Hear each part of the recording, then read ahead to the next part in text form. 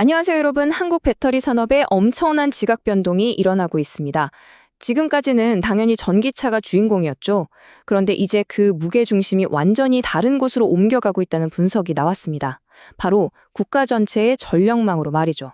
이게 대체 무슨 이야기인지 오늘 한번 제대로 파헤쳐 보겠습니다. 근데 이 이야기를 시작하려면요, 먼저 이 질문부터 던져봐야 합니다. 전기차의 시대, 정말 이대로 괜찮은 걸까요? 지난 몇 년간 정말 뜨거웠잖아요. 근데 이 꿈이 혹시 멈칫하고 있는 건 아닐까요? 모든 이야기는 바로 여기서부터 시작됩니다. 자, 한번 자세히 들여다볼까요? 지금까지 한국 배터리 산업을 이끌어온 건 뭐니 뭐니 해도 전기차 시장이었잖아요. 근데 이 강력했던 성장 엔진에 슬슬 이상 신호가 잡히고 있다는 겁니다. 자, 이 그래프를 한번 보시죠. 이게 미국 전기차 판매량인데요. 8월 판매량이 작년보다 18.5% 늘었네? 그럼 좋은 거 아닌가? 싶으실 수 있어요. 근데요, 진짜 중요한 건 이 성장률의 기울기입니다. 예전처럼 막 폭발적으로 늘어나는 그 기세가 확 꺾인 거죠. 심지어 애널리스트들은 이것도 곧 끝날 세금 혜택 때문에 미리 사두려는 일종의 반짝 효과일 뿐이라고 보고 있어요. 곧 하락세가 올 거라는 거죠. 이게 그냥 추측이 아니라는 게 문제입니다. 시장에서 이미 현실로 나타나고 있거든요. 보세요. 자동차 거인 GM은 전기차 생산을 줄이겠다고 했고요. 미국 정부는 그동안 꿀 같았던 $7,500 세금 혜택 이거 곧 끝날 거라고 합니다. 심지어 무섭게 치고 올라오던 중국의 BYD마저 올해 판매 목표를 낮춰 잡았어요. 시장 전체에 빨간불이 깜빡이는 거죠. 자, 그런데 위기는 곧 기회라고 하잖아요. 전기차 시장이 이렇게 주춤하는 동안 배터리 업계가 완전히 새로운, 어쩌면 훨씬 더 거대한 시장을 발견했습니다. 바로 자동차 한 대 한 대에 들어가는 배터리가 아니라 국가 전체의 전력망을 떠받치는 거대한 에너지 저장 장치, 바로 ESS 시장입니다. SS, 에너지 저장 장치. 말이 좀 어렵죠? 그냥 이렇게 생각하시면 돼요. 우리 스마트폰 보조 배터리 있잖아요. 그걸 어마어마하게 키워서 나라 전체 전력망에 꽂아두는 초대형 국가용 보조 배터리다. 이렇게요. 그러니까 날씨 좋을 때 태양광이나 풍력으로 전기를 잔뜩 만들어놨다가 필요할 때 쫙 하고 공급해주는 거죠. 미래 에너지 시스템에선 이게 없으면 안 돼요. 핵심 중에 핵심입니다. 바로 이겁니다. 그래서 애널리스트 보고서가 딱 짚어서 말하는 거예요. 앞으로 한국 배터리 산업을 먹여 살릴 새로운 상장 동력. 그게 바로 미국 ESS 시장이다. 전기차 시장이 주춤하는 걸 걱정할 필요가 없을 정도로 거대한 기회가 여기서 열리고 있다는 거죠. 이게 오늘 이야기의 가장 중요한 핵심입니다. 그럼 궁금하잖아요. 왜 하필 ESS가 황금알을 낳는 거위라고까지 불리는 걸까요? 전기차보다 뭐가 그렇게 좋길래요? 배터리를 만드는 회사 입장에서 보면요. 이건 뭐 거부할 수 없는 두 가지 강력한 이유가 있습니다. 첫 번째, 이게 제일 중요한데 바로 돈입니다.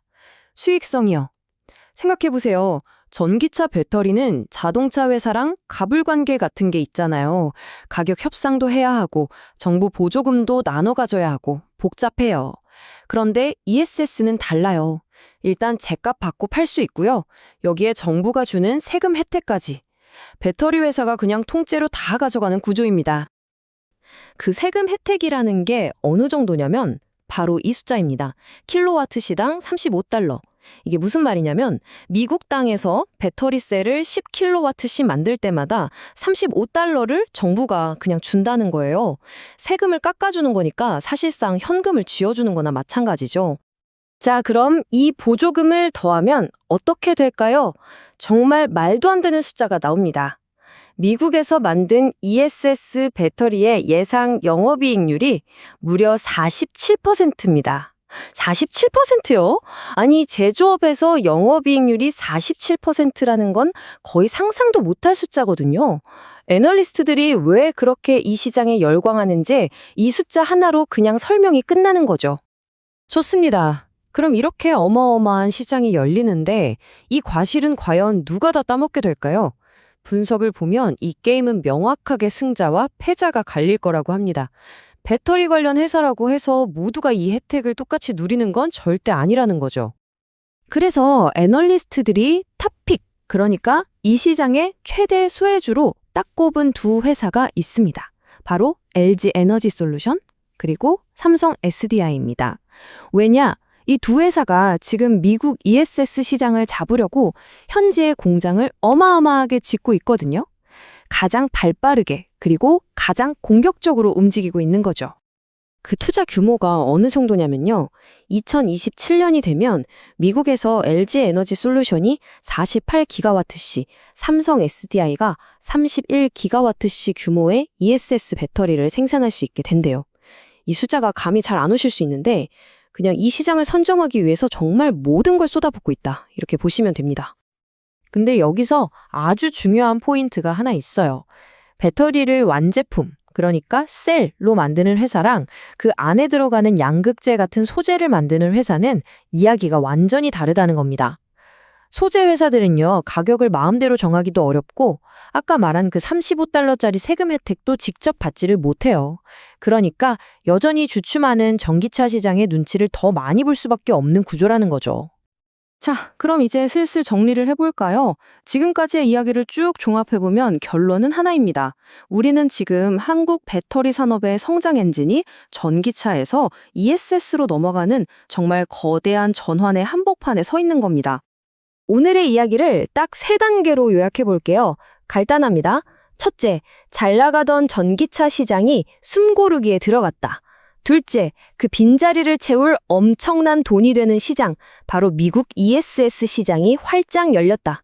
그리고 마지막 셋째, 이 기회의 열매는 소재 회사가 아니라 배터리 셀을 직접 만드는 LG 에너지 솔루션과 삼성 SDI가 가져갈 가능성이 아주 높다.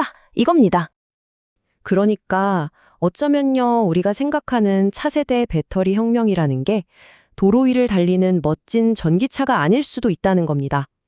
이미 우리 도시 전체를 밝히는 저 거대한 전력망 안에서 소리 없이 시작되었을지도 모르죠.